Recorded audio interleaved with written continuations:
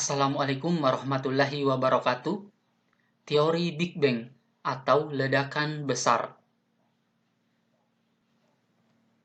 Proses perumusan teori Big Bang tidak bisa dilepaskan dari pandangan agama-agama samawi, seperti Yahudi, Kristen, dan Islam, akan proses penciptaan.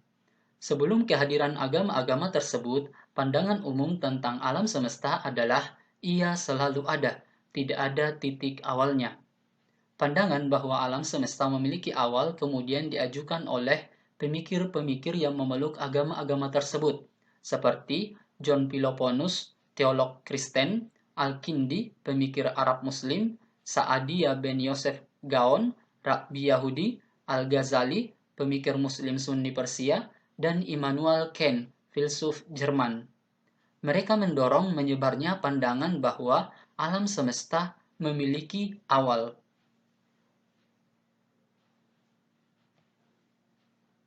Ledakan dahsyat atau dentuman besar, The Big Bang, merupakan sebuah peristiwa yang menyebabkan pembentukan alam semesta berdasarkan kajian kosmologi mengenai bentuk awal dan perkembangan alam semesta.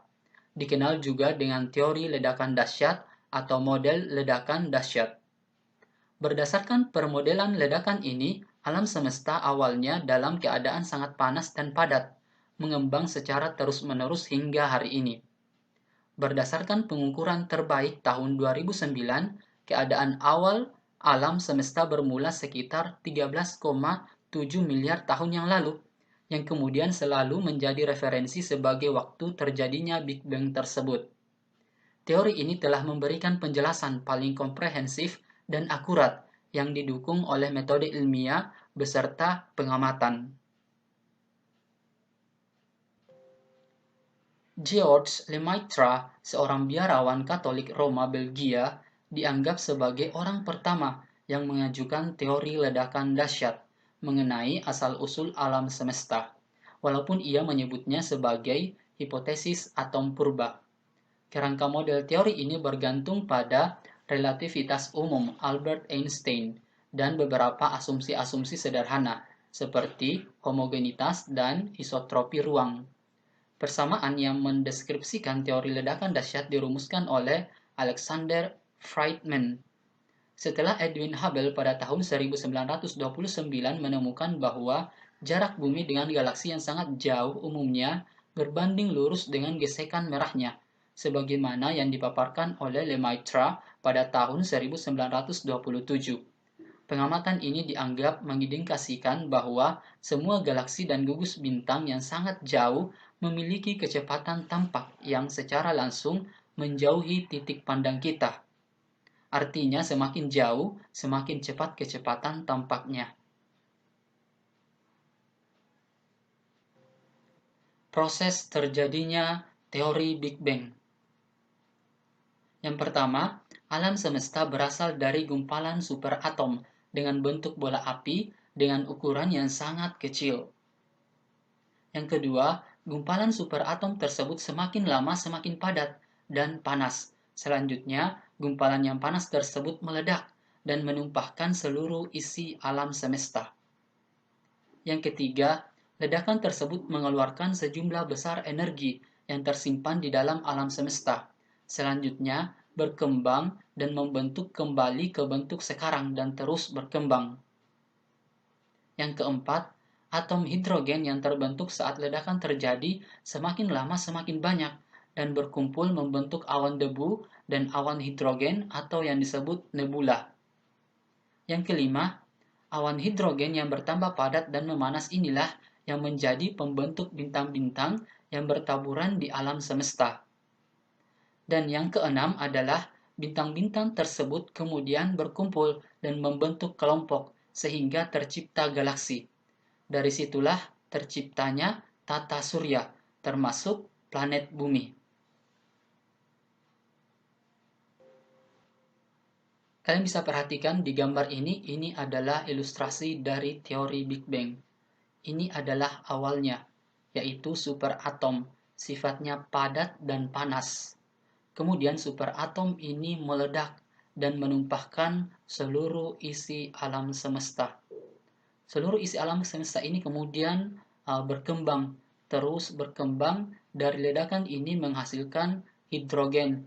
Hidrogen inilah yang kemudian menjadi cikal bakal bintang-bintang. Bintang-bintang ini berkumpul. Bintang-bintang ini berkumpul dan membentuk galaksi. Dan akhirnya terbentuklah galaksi-galaksi yang kita lihat sekarang ini. Termasuk di dalamnya tata surya dan planet-planetnya.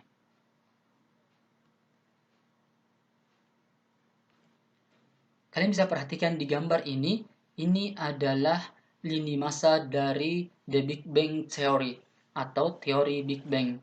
Kalian bisa lihat di time begins, ini adalah awal mulanya. Kalian bisa lihat waktunya 10:43, ini yang terjadi seperti ini.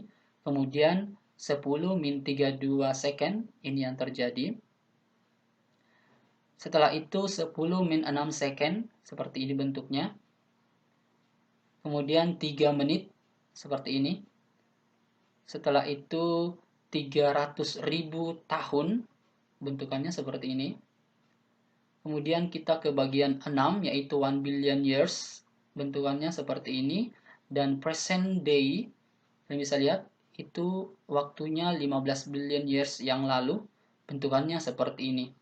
Termasuk di dalamnya adalah tata surya dan planet-planet termasuk planet bumi. Untuk mempelajari ini kalian bisa search di Google atau baca di buku mengenai lini masa dari teori Big Bang. Kelebihan dan kekurangan teori Big Bang.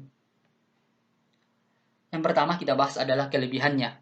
Yang pertama, memberikan penjelasan paling akurat yang didukung oleh metode ilmiah beserta pengamatan. Yang kedua, teori ledakan dahsyat memprediksikan berbagai fenomena fisika yang tak pernah terpantau di bumi maupun terdapat pada model standar fisika partikel. Yang ketiga, Big Bang diterima oleh sebagian besar astrofisikawan masa kini dan menjadi bukti ilmiah yang membenarkan kenyataan bahwa Allah telah menciptakan alam semesta dari ketiadaan. Kemudian kelemahannya. Yang pertama, tidak ada penjelasan bagaimana akhir dari alam semesta.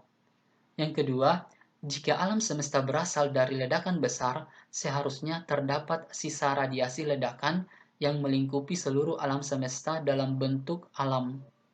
Dan yang ketiga, teori ledakan dahsyat tidak dapat memberikan beberapa penjelasan mengenai kondisi awal alam semesta, melainkan mendeskripsikan dan menjelaskan perubahan umum alam semesta sejak pengembangan awal tersebut.